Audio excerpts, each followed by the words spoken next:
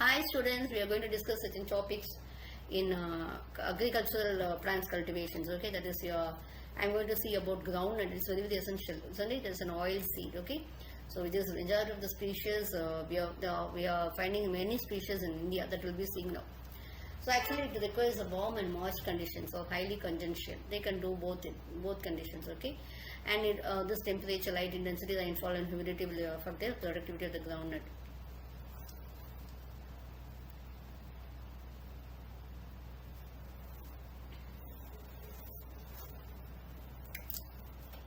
So the optimum temperatures will be 25 to 35 degrees Celsius will be required for good germination, flowering and pot formations, etc.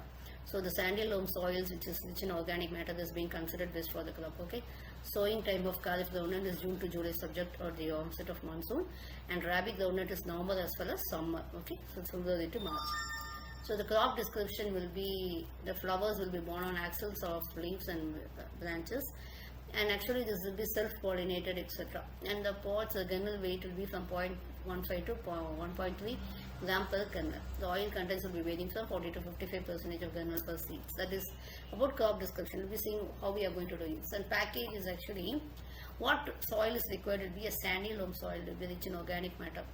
And use of well decomposed FYM at 10 tons per hectare will be very much essential. Okay, so sowing of Kharif groundnut from June to July will be subject to the receipt of rains, etc.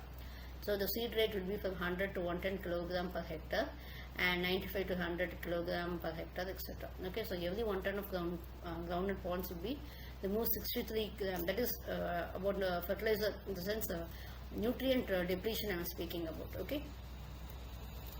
Water management is crop is largely cultivated under rain-fed conditions, and crop could withstand a dry spell of 25 days after emergence, etc. So the sprinkler irrigation will be best suited for sandy soils, and 8 irrigations are adequate for optimal yield during the rabi or summer seasons, etc. Okay.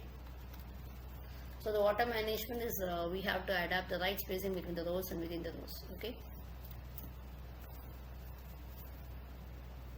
Mulching the soil surface in between the rows with crop residue like straw will be helping to prevent the germination of weed seeds. Okay. So adaptation of crop rotation and intercropping will be also done. To hand feeding first around 20 days after sowing, and second at about 35 days after sowing will be required. Okay. So interculture will be starting about 30 days after an emergence, and will be continuing about 35 days with 7 to 10 days interval. That is, so what we have to do, how weeding, everything else. So always hand weeding will be required when it has to be used in combinations with pesticides.